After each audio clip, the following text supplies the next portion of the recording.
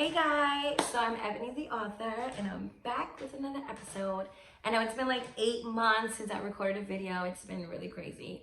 But now I'm back and I'm here to let you guys know what are the top 5 things you should do and shouldn't do when trying to build your brand. So let's get into it. So the first one is use the mess out of social media. Instagram especially offers so many different promotion and different ad options in which we all can take advantage of. You can reach people in like South Africa and different states and countries in which you don't even live near or live in. I've personally done that when trying to do sales or trying to just promote my books alone. And so many people from different countries would write me, or they would just look at my stuff and I can see that they're just watching what I post. So that's definitely a big thing. Twitter, I'm not so familiar with Twitter as far as like promotion, but if it works for you, take advantage of it.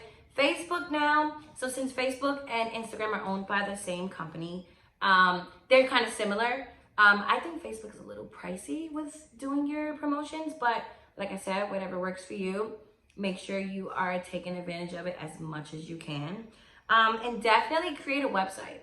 This is how you build your Google presence. So, funny story, I built a website and, it was like a 1-pager. Then I just went to go randomly Google myself and it was there. And so, especially if you use Wix, I use Wix. I'm a huge fan of Wix. It's so easy to create your website with that tool and that software. And that's definitely the first thing that pops up when people Google you. So make a website, because if you're selling a brand, if you're selling clothes, whatever it is you're selling, people want to see more than just your Instagram or your Facebook or your Twitter. They want to see what you have to offer. They want to see if everything is set up in a professional manner. If they order something for you, are they going to get a thank you confirmation? Can you send them a shipping route or shipping info? They want to see all of that. So definitely create your website. So number 2 is carry business cards wherever you go. You never know where you're going to be at, where somebody wants a book, somebody wants a product you're selling, whether it be perfume, clothes, shoes, whatever it is, and talk about your brand. Don't do it in a boastful manner. Always be humble and modest.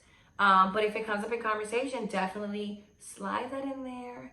I've gone on interviews with schools and they're like, how do you know how to build websites? And I'm like, really calmly. You're like, yeah, on the side, I'm a children's book author. But I create my own website. And then they're amazed. They're like, oh my God, wow, you do that? What else can you do? And so that just opens up a whole new arena of things to talk about. And now this is you marketing yourself and your brand. Especially that's so important when you're very new to the business scene and people don't know about you. Everywhere you go, talk about your brand. Just in case somebody says, hey, do you have a card? You don't want to be like, oh no, I forgot it. You're not serious about your brand. Carry it around, even if you have one and you got to make photocopies and cut them out, whatever works, do it because it's going to be useful in the long run. So the third one is to use appropriate emails and social media handlers. So ever since I joined Instagram, I was America's sweetheart for like a good 5-6 years. I loved that Instagram name. But as my brand started to grow and I started to get followers and I started to promote my books, unfortunately, I had to get rid of America's Sweetheart. And big companies don't want to sign with you if your name is America's Sweetheart or if your name is like Big Booty Strawberry 21. They don't want to sign with you because you're not serious about your brand. So it's so important to have an appropriate social media handle or email. Even at my job, you guys know I run a center for children. And I have parents that are like, oh, here's my email. And it's like hot and tasty, or it's like Mama Judy, like something crazy. And you just don't want to be one of those people with the wrong handles because you can really miss out on a lot of deals that way. So always make sure that you're promoting yourself, in a really appropriate manner. Number 4, it's so important that you start to shift the company and the friends that you keep. You don't want to be so excited about a brand and you have friends that are not doing anything, or you have friends that are not supportive of you, or you have friends that can't contribute to your vision. You don't want to have that. You want to keep a circle of genuine, positive friends that will tell you, no, that idea is not realistic, or maybe you should do this, maybe you should go that route, or I know somebody that can help you, whether it be a vendor, photographer, somebody to do your website. You want to keep those type of friends around you. You don't want the negative friends, because it's so important that you are the friends that you keep. I know that's so cliche, but you really are. If you have a group of friends that want to go to the club every day, not saying that's wrong, but now that you're shifting into the business side, you can't be associated with so many things, because they're going to say, oh, how are you selling this if you're in the club popping bottles? Or how are you trying to be this public speaker if you're doing this? And people notice that. It's really important. So, number 5, don't limit yourself. Think bigger than what you believe your company can be. If you say, oh, I'm going to start off small with one client, believe that in a year or so, you're going to be 500 clients in, you're going to make this amount of money. Think bigger than what the eyes can see. I had that when I first started. I limited myself, and I was really just on the surface level. But then after a year in, I had to really dig deep and really plan out my goals for my personal self as well as my brand, and really just get down and get to it. Make sure that you find the steps and the people around you that will help you make sure that you attain those goals. So now, the top 5 don'ts. Number 1, do not ever tell anyone about your brand or your product until it is complete. You don't want to be in the final stages or the finishing touching stage and people are already inquiring about your brand. You don't want to sell a half-complete product, and you don't want to over pressure yourself by putting out a deadline when knowing things happen, circumstances arise, and you don't want to be caught re-evaluating your whole release or re-evaluating the products in which you're about to put out. Never tell anyone. I did the mistake of showing different people my book before it was finished, and they had so many negative things to say, in which I almost didn't want to put it out. But then, you have to just realize that you're your own self. You have to make mistakes, but you have to do things for you and not for anybody else. My mother always tells me you have to live and die for you, and those are the mistakes in which you're going to make, but then you're also going to have some successes too. So you don't want to listen to those people, and you have a multi-million-dollar product and then you don't put it out because of people. So that actually ties into my second one. Don't listen to what anybody has to say about your brand or your product. You know what you're going to put out, and hopefully what you're going to put out is something great and it's life-changing for you and both the people in which you're going to serve, but don't listen to them. Do what you have to do. I literally was doing my book, and so many people was like, oh, that book's not going to go anywhere. It's not going to do anything. And now here we are on book number 3. Not to be boastful, but seriously, don't listen to them. All right, let's get into the second one. Well, the third one, because that was like 2 in 1. Be careful of what you post, you share, you like, and you comment on. These are the things that will make or break you before your brand even takes off and gets running.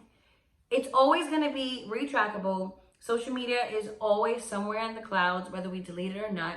It's always somewhere that people can find it. You also don't want to be caught sharing something that goes against your brand or that goes against your beliefs as a company brand owner. That's definitely a wrong move to make, especially liking stuff that will put you in the wrong light. Just be completely careful about what you do on social media, because it can always come back to you. Number 4, well, this is like a bonus one. Everyone, I repeat, everyone does not deserve discounts. I know that's your family. I know that's your bestie. That's your little cousin TT. No. Yes, it's nice to offer them a discount, but if they really want to support you, they will say, you know what, I'm going to pay full price as if I don't even know you, just because I want this product, I want this, whatever you're selling, and I want to support you. Just don't. I had my fair shares of trying to be nice and trying to give family and friends a discount, whether it's you buy 2 books, you get 1 free, or I'll just ship you a book just so you can tell me about it and tell your friends. No, it's such a nice and beautiful gesture, but no, it just does not work out for you in the end. I feel like you end up losing potential revenue that way, or potential clients, because if they feel like, oh, you gave this one a discount, I know when I come to her, she's gonna give me a discount too. And that's always not the case. Like I said, you sell yourself short by trying to do that and accommodate people when in the end you're really trying to build your brand. So just be so mindful of who and what kind of discount you're giving them. Just stick to the script. If that's your price, that is your price. Once you get like, you know, a few clients in or a few products sold, then you know, you can be big time and be like, oh, no more discounts, or I'm gonna do this for you one time starting off, but going forward, I can't do this to you or myself anymore. You have to put yourself first. It's your product, it's your brand. Just don't sell yourself short. I am begging because I have been there so many times. Just don't do it. So let's get into the last one, which is really like 5, 6.